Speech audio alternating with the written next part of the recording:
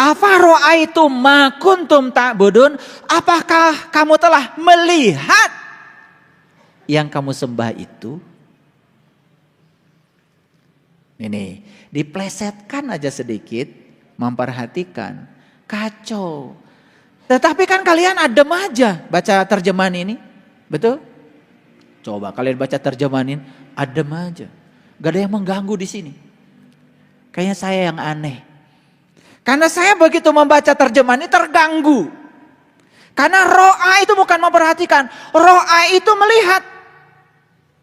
Dan pertanyaan dari ayat ini adalah Ibrahim itu nanya tuh sama si orang-orang ini, apakah yang kamu telah, ya, maka apakah kamu telah melihat apa yang telah kamu sembah? Jadi ayat ini memberikan sebuah pesan, yang kamu sembah itu harus kamu lihat.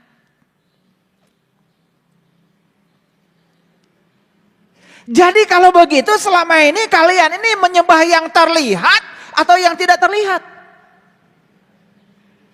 Jujur. Jujur. Menyembah yang terlihat atau yang tidak terlihat? Dulu sih menyembah yang tidak terlihat. Sekarang betapa nikmatnya ketika kita bisa menyembah yang terlihat. Keren banget itu. Makanya ayat ini kalau nggak saya luruskan, itu terjemahannya jadi kacau.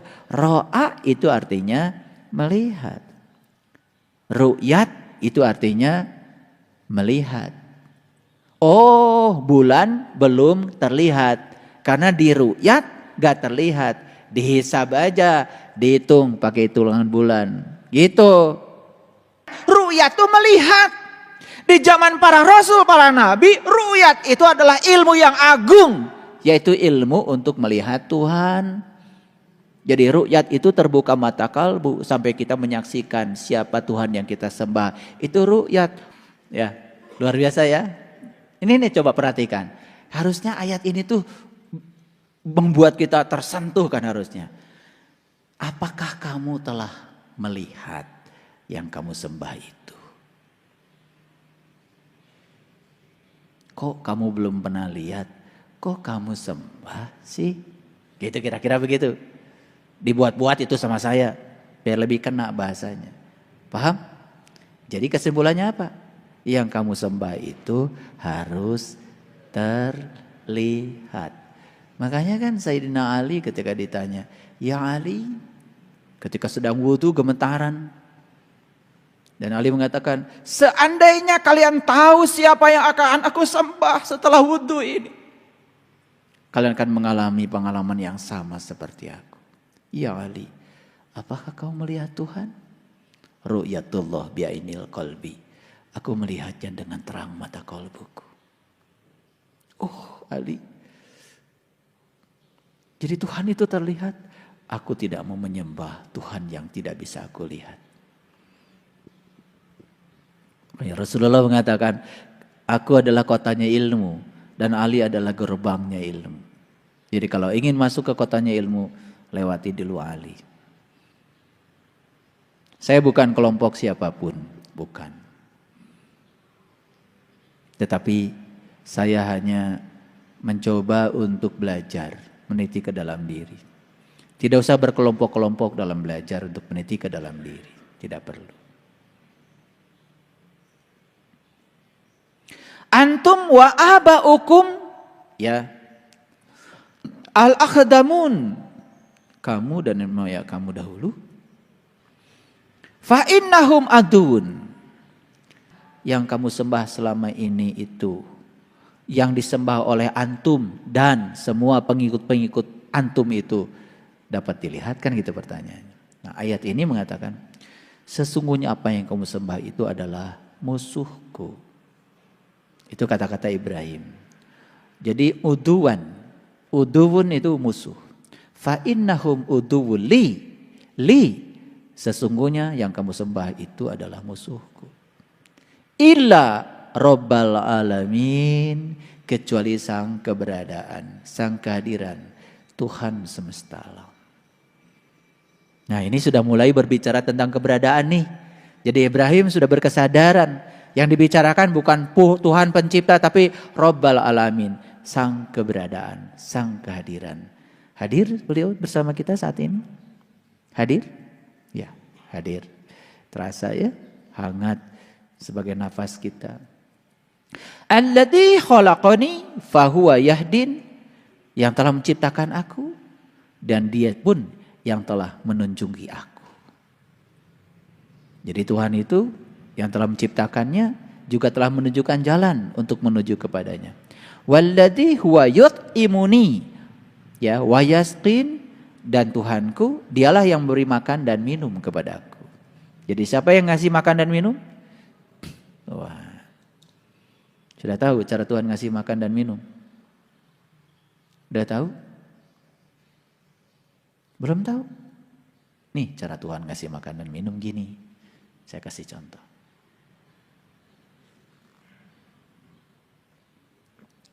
Siapa yang ngasih minum sama saya?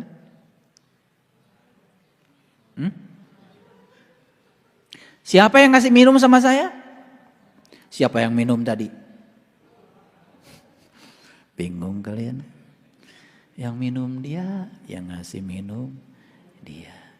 Emang tangan saya bisa ngangkat gelas tanpa kehadirannya? Memang tangan saya bisa mengangkat makanan tanpa kehadirannya? Memang tangan saya bisa diginikan tanpa kehadirannya? Inilah pertemuan antara kudrat dan irodatnya dengan kudrat dan irodat yang dititipkan kepada saya. Karena bagian dari dirinya sudah ditiupkan menjadi rohku yang ada dalam diri saya. Beliau maha kuasa, kuasanya sudah diberikan pada kita. Saat kita ingin menunjukkan kuasa, kuasanya beliau bekerja. Saat kita punya kehendak, kehendaknya beliau bekerja. Begitu saya pengen minum, langsung beliau itu mengabulkan. Lihat, saya pengen minum.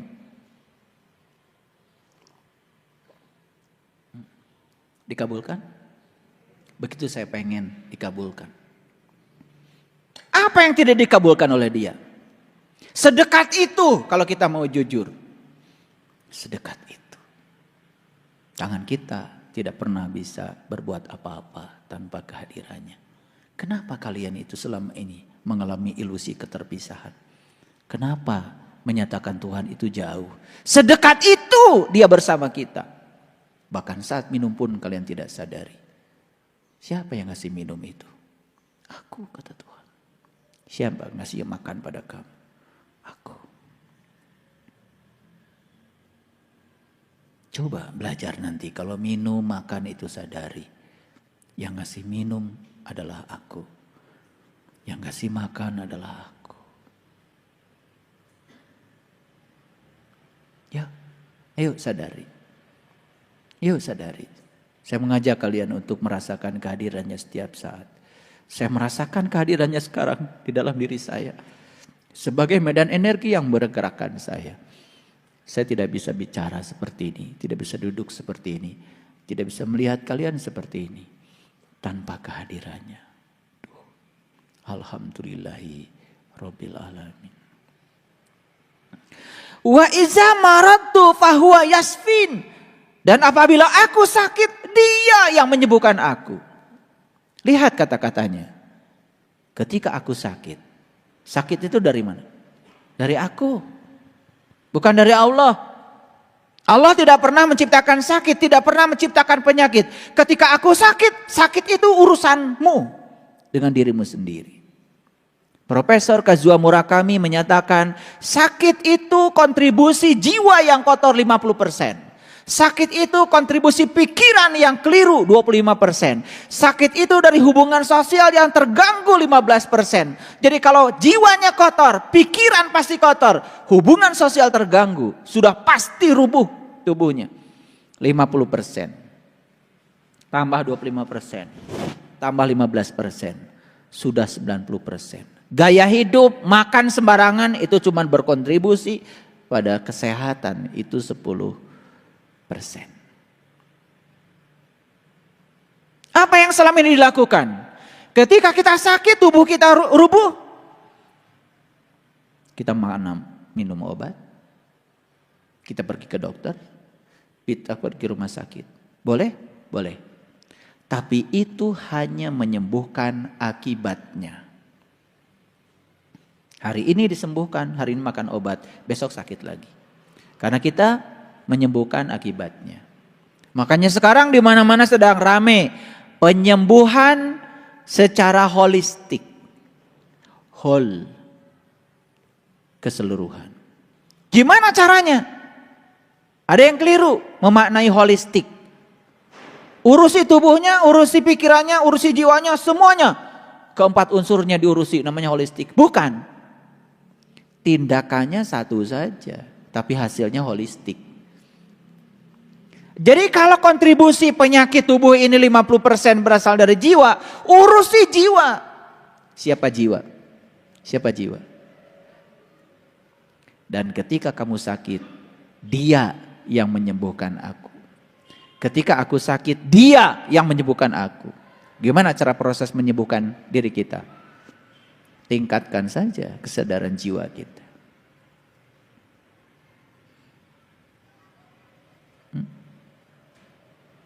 Siapa jiwa itu? Jiwa itu Nur Insan. Nur Insan itu punya bosnya, namanya Nurullah dan Nur Muhammad. Izinkan Nur Insan itu mengakses Nurullah dan Nur Muhammad. Izinkan jiwa itu bersyahadat kepada Allah dan Rasulnya. Izinkan dia untuk mengakses alam-alam yang tinggi. Saat dia mengakses alam-alam yang tinggi, jiwa menarik energi dari kemurniannya sendiri. Apa yang terjadi? Naik kesadaran. Begitu kesadaran meningkat, kapasitas kita untuk mencintai diri sendiri pun meningkat. Apa yang terjadi? Pikiran mulai terkendali, tidak terjebak benar salah, masuk ke dimensi yang lebih luas lagi. Tubuh menjadi sehat. Sistem kelistrikan di otak sini menghasilkan endorfin, menghasilkan dopamin, menghasilkan serotonin. Bukan menghasilkan hormon-hormon yang berbahaya seperti adrenalin. Lihat orang-orang yang dalam kehidupannya cemas, takut, sistem kelistrikan di pineal gland-nya terus memproduksi hormon-hormon yang sangat menakutkan. Namanya hormon adrenalin. Hormon itu sangat merugikan. Dan ketika hormon diproduksi secara berlebihan, sistem kelistrikan otak kita terganggu, sistem kimiawi tubuh kita terganggu, ya rubuh tubuhnya, sakit jadinya. Pegang gelas jatuh, padahal umur baru 40. Diajak jalan sama saya, naik sedikit saja, payah. Saya suka ngetes kalian, bukan suka saya ajak jalan. Nanjak sedikit saja udah ngeluh. Dibawa ke Gunung Padang, ngitung tangga. Apalagi kalau saya bawa ke Jabal Nur. Dulu banyak tuh, saya bawa jamaah. Dari sini bawa tongkat. Saya bilang ntar tongkatnya saya lepasin, saya lemparin. Saya ajak ke Jabal Nur. Saya kasih resepnya seperti hidup. Hidup tuh sehari-sehari. Jangan setahun-setahun kelamaan. Sehari aja tuntaskan. Baru mikirin besok sehari. Itu sehari-sehari hidup itu. Sama naik tangga. Jangan mikirin 378 tangganya Gunung Padang. Naikin aja satu-satu. Satu. Jangan lihat ke atas. Satu. Tahu-tahu udah di atas. Itu ilmunya sederhana. Ya. Jangan mikirin Quran 30 juz. Sejuz aja. Tahu-tahu 30 juz. Jangan mikirin Quran 6.666 ayat. Sudah seayat. Lama-kelamaan 6.666 ayat. Banyak yang nanya kepada saya, gimana ayah bisa menghafal Quran 30 juz? Kalau karena mikirnya 30 juz. Saya dulu gak mikir 30 juz. Mikirnya satu ayat. Terus aja ngereyeh, nikreh. Kan kelamaan juga sembuh, tuntas. Paham? Jadi, maaf nih, yang sakit-sakit, gimana cara menyembuhkannya? Sembuhkan dulu jiwamu. Gimana cara menyembuhkan jiwa? Pertemukan jiwa dengan sumber aslinya. Pertemukan jiwa dengan Allah dan Rasulnya. Biarkan dia menyerap energi dari alam yang tinggi. Bisa. Karena Allah bilang dalam Al-Quran, segala kebutuhan tentang dirimu sudah aku sediakan di dalam dirimu sendiri. Masa kata-kata Allah itu gak dibuktikan? Allah tuh gak mungkin bicaranya sembarangan. Betul? Wa iza maridtu fahuwa yasfin. Dan apabila aku sakit, dia yang menyembuhkan. Jadi ketika aku sakit, nah, apa yang terjadi selama ini? Ayo. Kalau sakit gimana? Ya Allah. Kia-kia ting. Sembuhkan ya Allah. Sembuhkan. Kira-kira apa jawaban Allah? Emang gue pikirin. Jadi Allah itu sudah bersamamu, di dalammu, bersamamu. Kok enggak dirasakan kata Allah kehadiranku bersamamu? Aku manunggal, aku menyatu, tidak pernah terpisah dari dirimu. Sadari saja. Sadari saja kehadirannya.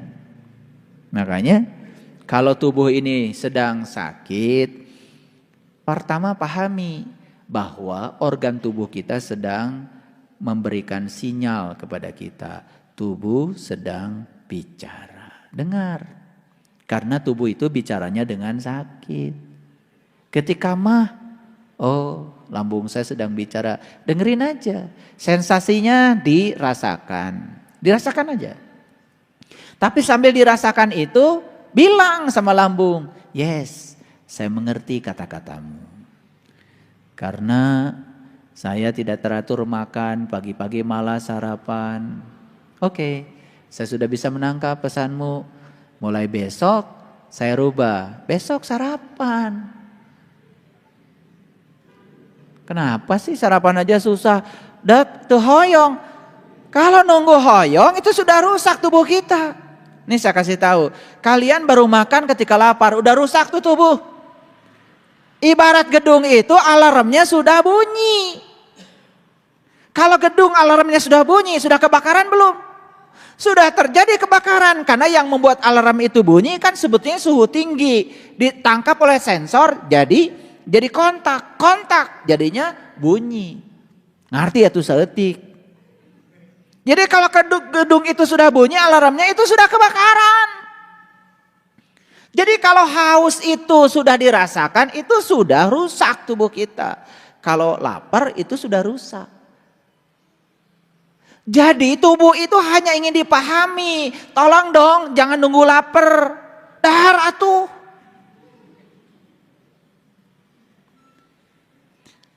Jangan nunggu haus. Makanya minum setiap jam. Minum setiap jam. Bade ngaleut. Teu hoyong. Terus we teu hoyong. Ngabelaan hoream. Rajen teh ari kersa teh nginum. Ah herang ieu mah. Kudu nu ngadagleg wae si eta mah.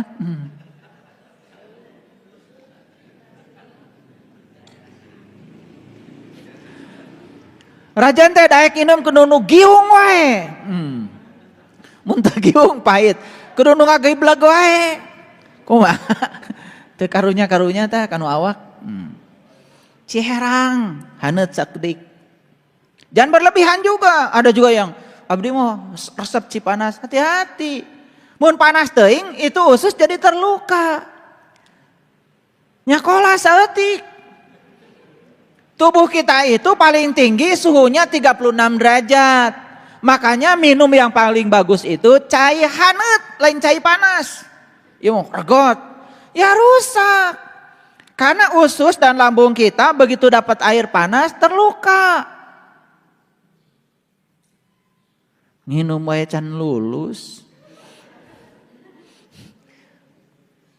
Tong tiis teuing, tong panas teuing, haneut kuku disebutna teh sekitar suhu 3 sampai 36 derajat. Itu mun panas keneh tong diuyup. Iya mah begitu ningali ka kafe. Kopi panas 10.000. Kopi dingin 20.000. Neng, kopi panas. Dasian kaburu dingin, bayaran 20.000, buru-buru diuyup. Aduh. Ternyata nutiis mah mahal. Dasian kabur nutis. Nutis mah 20.000. Jadi mumpung panas diuyup we. Udah 10.000. Jadi ngaji spiritual itu harus ada ketawanya. Ya, biar sehat. Ketawa itu sakral, ketawa itu suci.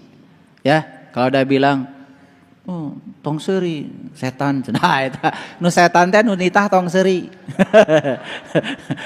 Ya, jadi ketawa itu sakral. Lihat orang-orang yang jarang ketawa, lihat. Jika juring. Poek banget. Tidak ada endorfinnya. Ya, gitu. Ketawa, nyanyi. Ya, makanya kalau saya kan ngecek kemajuan spiritual kalian, saya suruh joget aja. Dari joget tuh saya lihat, ya jangan kemana-mana. Ya. Iya, hese. Lengan kamana, suku kamana. Iya, kalau tujum balik. Terbalik dah diajar spiritual. Jadi kalau orang yang spiritualnya tinggi itu bebas, tidak jaim. Disuruh nyanyi, disuruh joget aja nikmati. Joget tang nurutan batur. Yang batur gitu turutan. Beda. Kahayang awak sorangan we kumaha gitu ya. Gitu ya aya Asep.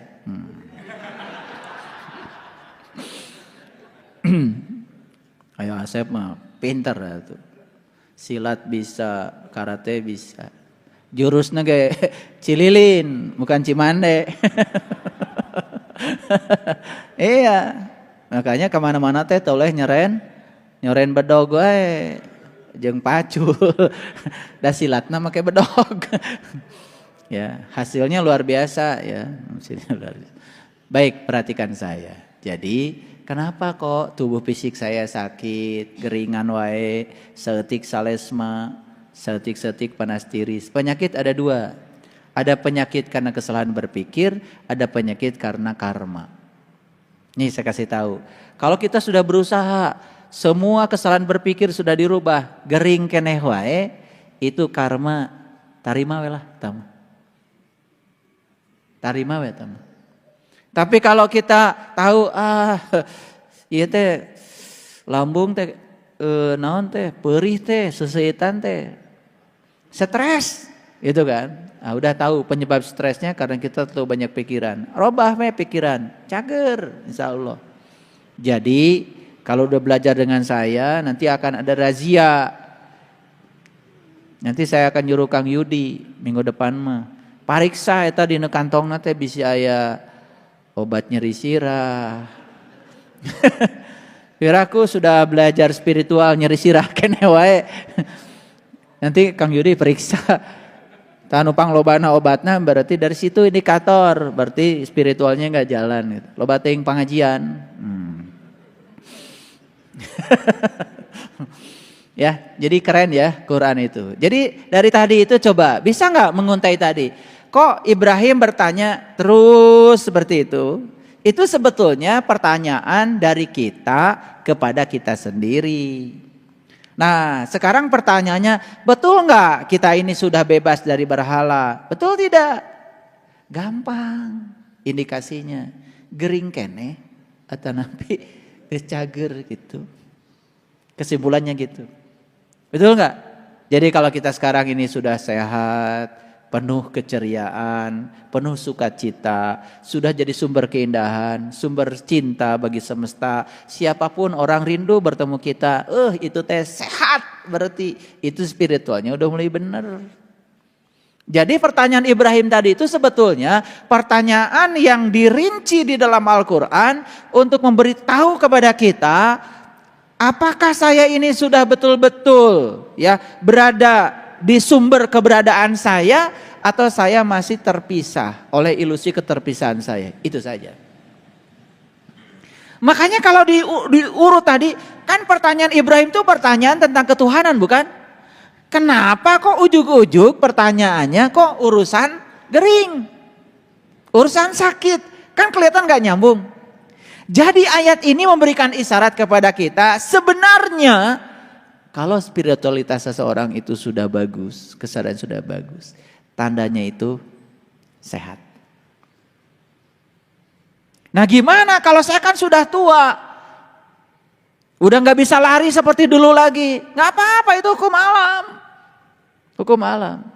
Tapi tua dalam keadaan sehat beda dengan tua geringan. Karena kelihatan ya kalau orang yang di sininya masih mumet, udah ya kelihatan. Banyak permisinya. Lihat kayak Ayah Asep tuh, sehat. Makanya di Cileunyi disebutnya Rambo. Ya, tahu Rambo? Rambutnya bodas.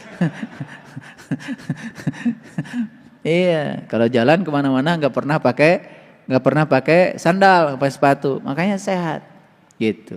Padahal usianya sudah luar biasa, masih mencung, masih maco, gitu. Pikiran bebas, merdeka. Jadi kalau belajar agama itu terlalu banyak rasa bersalah, akibat kita mendengarkan terlalu banyak hukuman dan ancaman, tinggalkan itu, nggak benar itu. Sautik-utik neraka. Tong ngaji di tempat gitu, ya. Nanti jadi rusak ya alam bawah sadar kita. Betul nggak? Makanya agama itu rasa bersalah. Ngagambarkeun Allah teh tukang nyiksa, mengazab. Hayo we Allah teh kitu. Lain Allah eta mah si eta. Ya, Allah mah teu kitu. Maha Pengasih, Maha Penyayang. Allah itu tidak pernah menghukum. Saya kasih tahu, Allah tidak pernah menghukum. Dia cuman mengingatkan kita supaya kita tambah baik. Itu saja. Kenali makanya Allah. Tong percaya kasih eta. Allah teh sautik mengazab. Cenah jiga hayam tah diasupkeun ka nu drum, diangkat. Eta mah tukang hayam. Jauh-jauh. Iya. Dibelum cenah dinusunu. Eta mah tukang bakar ikan. Lain Allah. Hanya Allah gitu. Allah mah teu kitu. Allah Maha Pengasih, Maha Penyayang. Welas asih. Allah luar biasa. Hoyong ngeueut langsung panangan digerakkeun. Leres? Iya. Atel langsung we Allah mah. Sugan kadoa heula, ya Allah. Atel ya Allah. Punten ya Allah, ya panangan katuh abdi. Ya Allah, atel. Nunggu dikabulkan dulu. Henteu. Begitu atel, tuh langsung. Bagernya Allah. Jadi Allah nusok nuna-nuna, eta mah Allah ciptaan ibu bapa. Menang sorangan. Allah na kitu. Da Allah mah teu kitu. Karaos? Itu. Jadi udah 11:30. Kita tutup saja kajian kita, semoga semua yang saya sampaikan menjadi berkah. Seringnya kalian datang ke sini mendapatkan energi yang berkah dari sini. Bawalah energi itu ke dalam kehidupan, praktekkan. Kalau sudah tahu, praktekkan. Agama menjadi eksis kalau kita mempraktekkan yang kita tahu. Praktekkan dalam kehidupan, insya Allah. Ya, saya selalu support, ya. Semoga kalian semua selalu damai, sehat, bahagia, berkelimpahan rezeki tanpa batas. Jangan dibatasi Allah dengan pikiran kita, ya. Jangan minta bis sama Allah. Siapa tahu Allah mau ngasih pesawat. Minta motor ke Allah. Kalau tadi narik di berebes dan minta motor ke sepeda. Ya, cing atuh ka Allah tong kitu-kitu teuing, ya. Allah Maha Kaya itu buktikan bahwa Dia Maha Kaya, akan mencukupi semua kebutuhan hambanya. Ya, itu harus kuat menghadapi kehidupan. Siapkan diri kita menghadapi segala kontradiksi dalam kehidupan. Terima kasih. Assalamualaikum warahmatullahi wabarakatuh.